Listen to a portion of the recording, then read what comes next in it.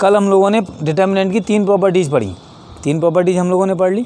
अब हम इस चौथी प्रॉपर्टी की बात करें तो चौथी प्रॉपर्टी में आप लोगों को पढ़ना है, if each element of a row और column of a determinant is multiplied by a constant k then its value gets multiplied by k। इसका मतलब क्या, ये समझो। इसका मतलब हमारे पास है कि यदि हम किसी भी डिटर्मिनेंट में, मान लो ये हमारे पास कोई डिटर्मिनेंट थी डेल,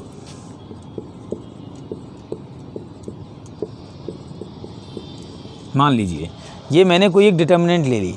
अब यदि मैं एक नई डिटर्मिनेंट बनाऊं इसकी किसी भी रो या किसी भी कॉलम में किसी नंबर से मल्टीप्लाई करके, देखना मान लो मैंने इसमें k से मल्टीप्लाई कर दिया, किसी भी एक रो या एक कॉलम में मैंने k से मल्टीप्लाई कर दिया, तो इसकी जो वैल्यू आएगी वो इसकी वैल्यू में k से मल्टीप्लाई होकर हमें मिलेगी। यदि आप किसी भी रो या किसी भी कॉलम में किसी कांस्टेंट से मल्टीप्लाई कर देते हो तो वो मल्टीप्लाई पूरी डिटर्मिनेंट की वैल्यू में हो जाता है। जबकि मैट्रिक्स में क्या था, यदि मुझे किसी कांस्टेंट का मल्टीप्लाई करना होता था तो केवल एक रो या एक कॉलम से नहीं करना होता, मैट्रिक्स के हर एक एलिमेंट से करना होता था। जबकि डिटर्मिनेंट में यदि मुझे किसी नंबर से या किसी कांस्टेंट से मल्टीप्लाई करना है तो केवल एक रो या एक कॉलम के एलिमेंट से ही करना है। ठीक है, आप इसको वेरीफाई करके देख लीजिए।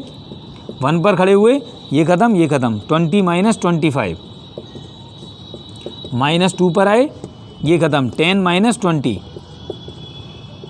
+3 पर आए, ये ख़त्म ये ख़त्म, 10 माइनस 16, कितना रह जाना था हमारे पास, 20 माइनस 25, -5, -10 इंटू 2 करेंगे तो -20, और माइनस माइनस क्या हो जाना था, प्लस, -6 इंटू 3 तो -18, तो 20 माइनस 23 -3।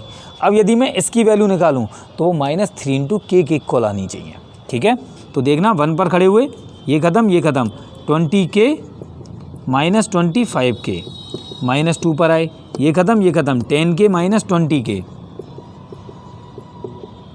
+3 पर खड़े हुए, ये ख़त्म, 10k माइनस 16k।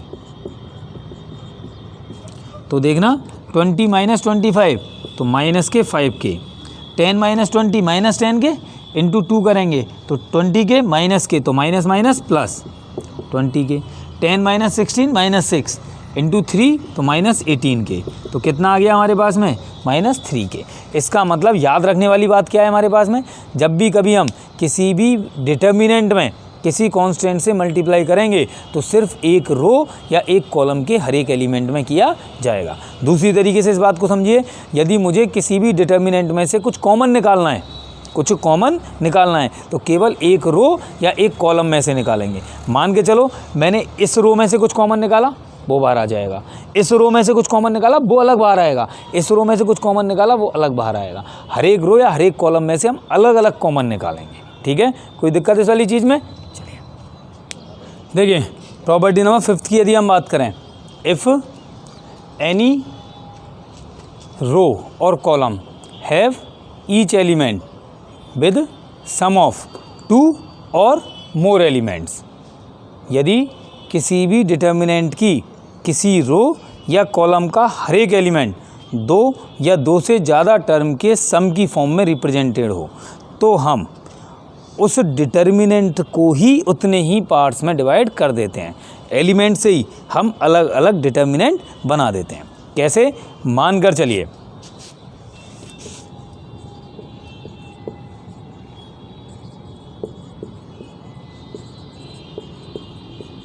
ये था हमारे पास, इसमें इस कॉलम के मान लो ये एलिमेंट्स किसी दूसरे एलिमेंट से ऐड हो रहे हैं। मान लिया हमने इस कॉलम के, थर्ड कॉलम के एलिमेंट 2 या 2 से ज़्यादा के सम की फॉर्म में रिप्रेजेंटेड हैं, तो हम इस डिटर्मिनेंट को ही 2 डिटर्मिनेंटों के सम की फॉर्म में रिप्रेजेंट कर देंगे। तरीका क्या होगा हमारे पास में, जो अकेले अकेले हैं वो तो दोनों ही डिटर्मिनेंटों में एज इट इज़ रहेंगे, A1 A2 A3, इसमें कुछ ऐड नहीं था तो A1 A2 A3, कोई दिक्कत इस वाली चीज़ में? B1 B2 B3 भी अकेले अकेले थे, B1 B2 B3। अब बात करते हैं इसकी, तो इसमें C1 और D1 दो अलग अलग आ गए थे हमारे पास में, तो C1 C2 C3 एक डिटर्मिनेंट बनाई, D1 D2 D3 हमने दूसरी डिटर्मिनेंट बना दी। जब भी कभी हमारे पास हर एक एलिमेंट किसी भी रो या कॉलम का क्या हो रहा हो हमारे पास में, हर एक रो या कॉलम का हर एक एलिमेंट, किसी भी रो या कॉलम का हर एक एलिमेंट दो टर्म के सम की फॉर्म में रिप्रेजेंटेड था, तो हमने उन डिटर्मिनेंटों को दो अलग अलग डिटर्मिनेंटों के सम की फॉर्म में रिप्रेजेंट कर दिया। कोई दिक्कत इस वाली चीज़ में? अब देखिए, आपने एक प्रॉपर्टी पढ़ी, प्रॉपर्टी नंबर 3, जिसमें मैंने आपको बताया था कि दो रो या दो कॉलम आइडेंटिकल हों तो डिटर्मिनेंट की वैल्यू क्या हो जाती है, 0। 4th प्रॉपर्टी आप लोगों ने पढ़ी इससे पहले वाली। 4th प्रॉपर्टी में आपने पढ़ा कि यदि किसी भी रो या कॉलम के हर एक एलिमेंट में k से मल्टीप्लाई कर दिया जाए तो वो k का मल्टीप्लाई डिटर्मिनेंट की वैल्यू में हो जाता है। ठीक है। तीसरी प्रॉपर्टी आपने पढ़ी ये वाली, अभी छठी मतलब, इसमें आपने देखा दो या दो से ज़्यादा एलिमेंट के सम की फॉर्म में आ जाएं कोई भी रो या कॉलम के एलिमेंट्स, तो हम उन्हें अलग अलग डिटर्मिनेंटों के सम की फॉर्म में रिप्रेजेंट कर सकते हैं। तो प्रॉपर्टी नंबर 7 इन तीनों को मिला देती है। प्रॉपर्टी नंबर 7 जो हम बना देते हैं उसमें हम इन तीनों को मिला देते हैं। क्या कहते हैं? If each element of a row और column of a determinant determinant की किसी भी रो का या कॉलम का हर एक एलिमेंट इज एडेड, ये वाली प्रॉपर्टी आ गई, और सब्ट्रैक्टेड।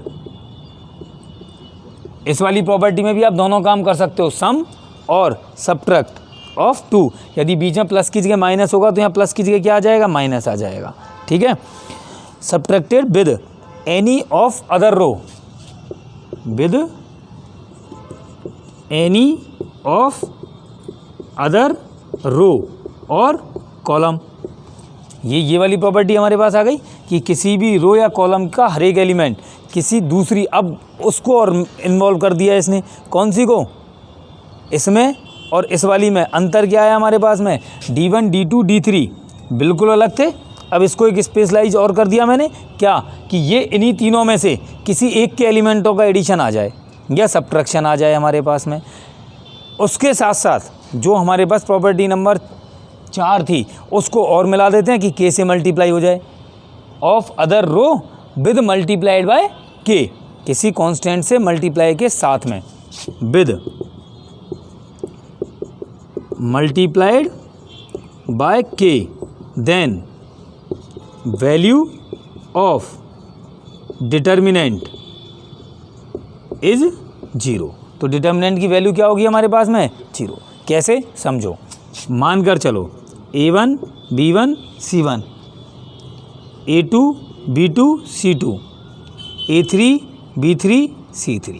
अब इस कॉलम को ले लिया, मान लो मैंने, इस कॉलम में किसी दूसरे कॉलम के करस्पॉन्डिंग एलिमेंट्स ऐड हो जाएं। मान लो इसके साथ लिया A3 B3 C3, ये हमारे पास क्या हो गए, ऐड हो गए हमारे पास में। इस ऐड के साथ साथ ये किसी कांस्टेंट से मल्टीप्लाई के साथ साथ ऐड हो जाएं। मान लो k के मल्टीप्लाई के साथ ऐड हो गए, तो इस डिटर्मिनेंट की वैल्यू क्या आएगी हमारे पास में, 0। कैसे आएगी, समझो। मैं इस प्लस से इसको अलग अलग कर सकता हूँ, दो अलग अलग डिटर्मिनेंट बना सकता था इसी वाली प्रॉपर्टी से। A1 B1 C1, A2 B2 C2, A3 B3 C3 plus A1 B1 C1, K A3 K B3 K C3, A3 B3 C3। यही हुआ। अब देखना ज़रा, यदि हम इसी चीज़ की बात करें तो ऐसी कंडीशन में हमारे पास क्या हो जाना था, ऐसी कंडीशन में यदि हम देखेंगे, अरे यार डिटर्मिनेंट की वैल्यू जो आएगी वो हमारे पास इस पहली वाली डिटर्मिनेंट के इक्वल आएगी, जो हमने एडिशन करने से पहले की बात की है उसके इक्वल आएगी। 0 तो तब होती है हमारे पास में जब ये यहीं पे ख़त्म हो जाता, इस वाले की वैल्यू 0 आएगी हमारे पास में। ठीक है। ये हमारे पास वो डेल होती जो डेल हमारे पास ऑलरेडी दे रखी होती, A1 B1 C1, A2 B2 C2, A3 B3 C3, ये वाली जो इसके मल्टीप्लाई से पहले की हमारे पास आ रही होती, प्लस इसकी वैल्यू क्या आ जाती, 0। कैसे, k तो बाहर आता कॉमन लेकर, और A3 A3, B3 B3, C3 C3, second और थर्ड कॉलम इक्वल होता तो 0, तो डेल इंटू 0 करोगे तो कितना आ जाता हमारे पास में, डेल आ जाता। ठीक है, कोई दिक्कत इस वाली चीज़ में? कुल मिलाकर हमें बात करनी थी इसी वाली चीज़ के लिए। हम इस वाली चीज़ को वैल्यू ऑफ डिटरमिनेंट यूँ लिख सकते हो, इस वाली चीज़ को डज नॉट चेंज, ऐसे लिख सकते हो आप इस वाली चीज़ को।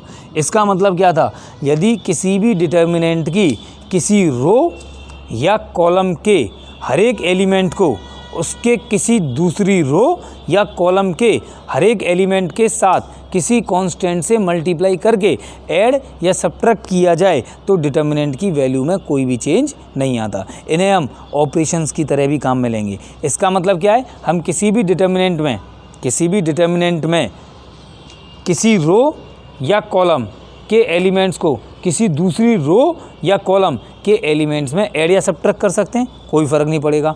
इसके साथ साथ हम किसी कांस्टेंट से मल्टीप्लाई करके भी ऐड और सब्ट्रैक्ट कर सकते हैं, तब भी हमारे पास उस डिटर्मिनेंट की वैल्यू में कोई फ़र्क नहीं पड़ेगा। कोई डाउट इस वाली चीज़ में? आगे बात समझ में? देखिए, ये दो प्रॉपर्टी आप लोगों के पास और रह जाती हैं, समझिए, ज़्यादा अच्छी हैं, बहुत ईजी हैं और ईजी गोइंग समझ में आ जाएंगी। यदि किसी भी डिटर्मिनेंट में कोई रो या कॉलम ऐसी हो जिसका हर एक एलिमेंट 0 हो जाए, कोई भी रो या कॉलम हमारे पास ऐसा हो जिसका हर एक एलिमेंट क्या हो, 0, तो उस डिटर्मिनेंट की वैल्यू 0 होगी। ठीक है,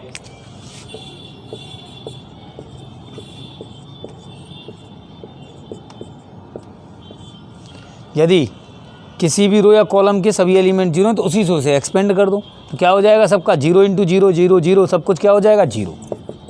ठीक है, इसके बाद अगली प्रॉपर्टी हमसे क्या कहती है, कोई भी ट्रायंगुलर मैट्रिक्स है। ट्रायंगुलर मैट्रिक्स कौन सी होती थी, डायगोनल के ऊपर के सभी एलिमेंट 0 हों या डायगोनल के नीचे के सभी एलिमेंट 0 हों। तो कोई भी ट्रायंगुलर मैट्रिक्स यदि हमारे पास है तो उस ट्रायंगुलर मैट्रिक्स के डिटर्मिनेंट की जो वैल्यू होगी वो उसके डायगोनल के प्रोडक्ट्स के इक्वल होगी। ठीक है, डायगोनल के एलिमेंट्स के प्रोडक्ट के इक्वल होगी। इसकी बात करें, ट्रायंगुलर है क्योंकि डायगोनल के नीचे के सभी एलिमेंट 0 थे, तो इसकी वैल्यू क्या आएगी, डायगोनल के एलिमेंट्स का प्रोडक्ट। ऐसे यदि 3 ऑर्डर की होती,